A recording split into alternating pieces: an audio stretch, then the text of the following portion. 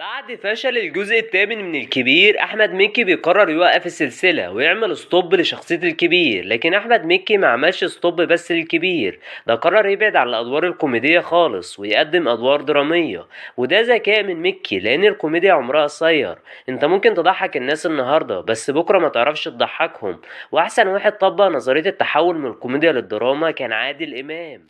عادل إمام قرر ما يحبسش نفسه في الأدوار الكوميدية ويروح لمنطقة الدراما عشان يقدم لنا أفلام ولا أروع، ويفضل ثابت طول تاريخه كبطل مطلق. ودي حاجة الكوميديانات من أبناء جيله معرفوش يعملوها، زي سمير غانم وسعيد صالح وغيرهم.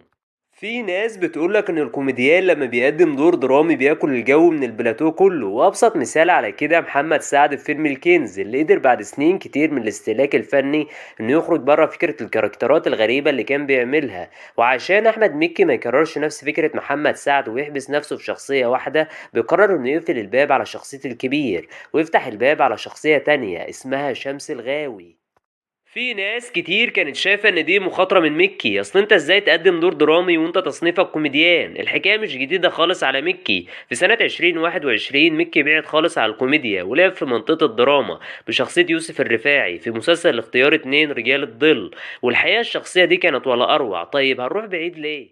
يا جماعة، حكاية مكي مع الدراما بدأتش بس من الاختيار، الحكاية بالتحديد بدأت من أغنية قطر الحياة، اللي انت بتسمعها كده هتحس انك بتتفرج على فيلم قصير.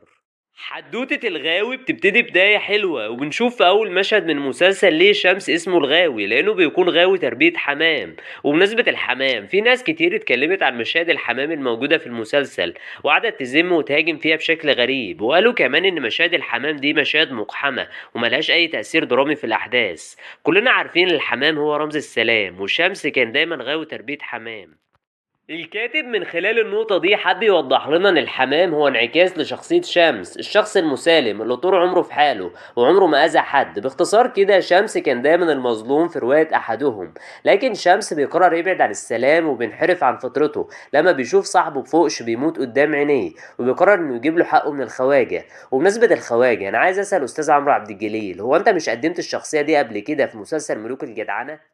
العتال والخواجة شخصيتين بينهم تشابه كبير، ده حتى في طريقة الكلام ونبرة الصوت. مفيش أي جديد في تمثيل عمرو عبد الجليل. الخلاصة، عمرو عبد الجليل عاد بيعتمد على التكرار في الأدوار اللي بيقدمها. ده حتى التشابه مش موجود بس في شخصيات ملوك الجدعنة، التشابه كمان موجود في القصة بنسبة كبيرة. لو أنت شفت مسلسل ملوك الجدعنة، فقصة المسلسل كلها كانت قايمة على شنطة خدها سرية وسفينة من العتال، وبسبب الحكاية دي حياة الاتنين بتبوظ وبتتقلب دمار. وهي دي نفس قصة الغاوي. نقطة الصراع في الغاوي بتبدأ من لما شمس بياخد الساعة من الخواجة، والخواجة بيخطف يونس ابن أخته وبيدي لشمس مهلة عشان يجيب الساعة. في انتقادات كتير اتوجهت لمسلسل الغاوي. من ضمن الانتقادات دي ان قصة المسلسل دي قصة مش جديدة خالص. هي الناس دي اصلا كانت مستنية ايه من مسلسل الغاوي؟ مسلسل الغاوي يا جماعة مسلسل شعبي، المسلسل مش مطلوب منه انه يقدم لك قصة خرافية بافكار جديدة عشان تشوفه وتتفرج عليه. المسلسلات الشعبية دايما بتكون قصصها بسيطة وما بتكونش بالعمق الدرامي اللي الناس مستنياه. يعني انت مثلا لو بصيت كده على قصة مسلسل الاسطورة هتلاقيها قصة عادية خالص ومكررة. واحد اخوه بيشتغل في تجارة السلاح فبيتقتل، واول لما اخوه بيخرج من السجن بيقرر انه ينتقم لاخوه، وبعد ما بينتقم لاخوه ناصر بيورث عرش تجارة السلاح.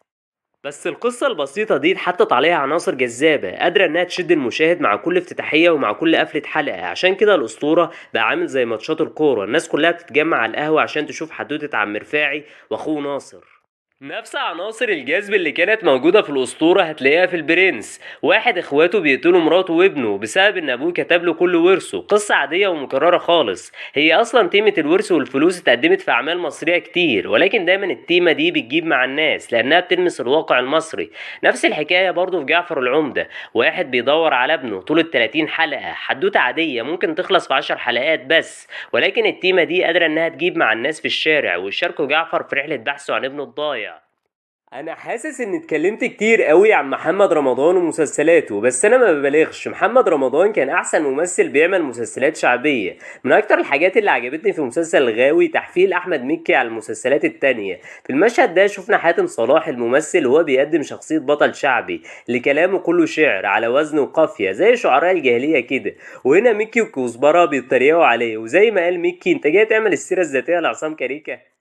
مسلسل الغاوي حاول يقدم لينا صورة مختلفة عن البطل الشعبي، وانه مش لازم البطل الشعبي يكون بلطجي وعلى طول ماسك المطوة، وانه برضه مش لازم يقول كلام كله على وزن بعضه، وبرضه مش لازم يجعر بصوته زي الاستاذ عمرو سعد عشان يعرفنا انه شعبي خالص.